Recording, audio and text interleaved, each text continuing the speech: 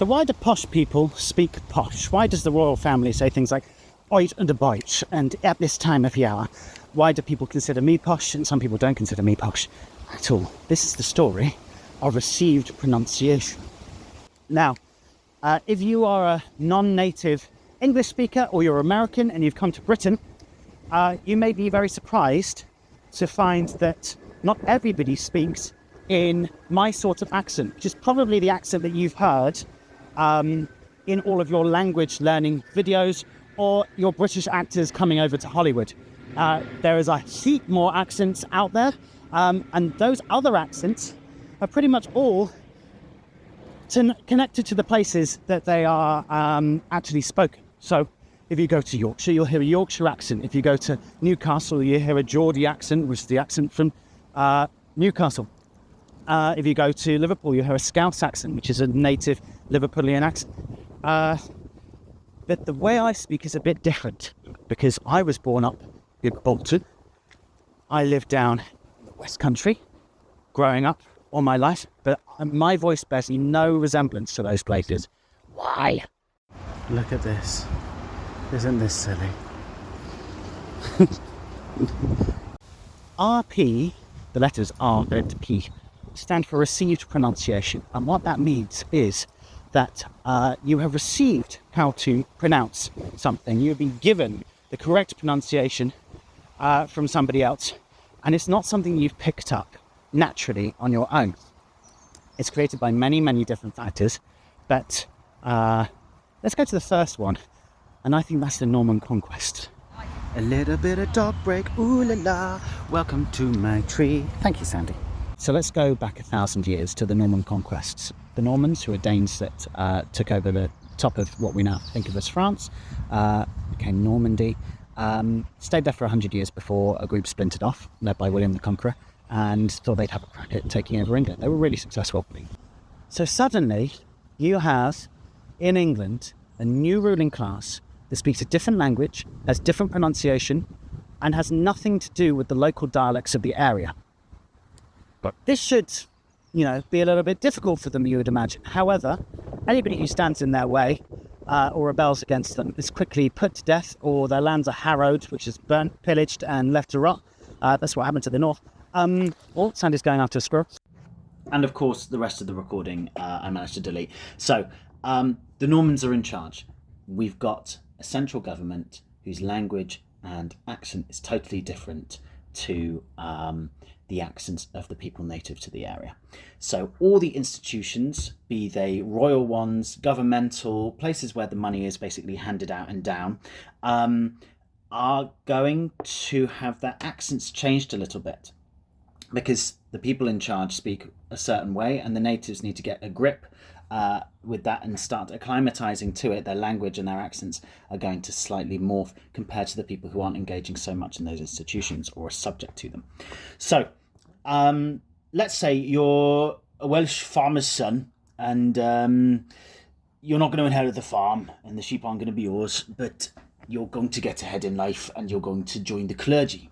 So you are going to train as a priest, so you need to go to Oxford University and you are going to study theology there. People from all around the country are going to be there. Scots, people from East Anglia, from Essex, from London, people from overseas, and they're all going to try and communicate with each other, but they all probably have very, very thick accents from the regions that they're from. So a homogenous sort of a different artificial way of speaking develops, and that is called received pronunciation. Case in point. My great-grandfather was a worker in a factory in Lancaster or in Yorkshire, and he rose up the ranks of the factory until he owned the place. And I know, lucky him, he obviously had a lot of money in his pocket, but he still spoke like that. He was going to these fancy do's, but he didn't have the airs and graces, so he never quite felt that he fit. He was there just looking at the engineering of the floors and making sure that nothing structurally collapsed. That was his fascination. But he had two daughters, and one of them was my grandma, and he sent her off to a private school to have those airs and graces that he did not. She went boarding in Yorkshire to a place called the Mount. And the Mount was a very, very posh private boarding school. I think it's where Guy Fawkes went to. And it's also where Judi Dench went to. So she had elocution lessons.